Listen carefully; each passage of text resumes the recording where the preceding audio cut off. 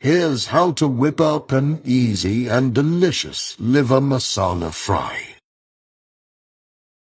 Marinate liver with coriander powder, chili powder, turmeric powder, garam masala powder. Make a paste of coriander leaves, mint leaves, garlic, green chilies, and fried onions. Sauté the marinated liver in mustard oil. Add in the paste and some water, and then close the lid and let it cook for 10 minutes. Then open the lid and let it cook while mixing it periodically till the masala dries out and sticks to the liver.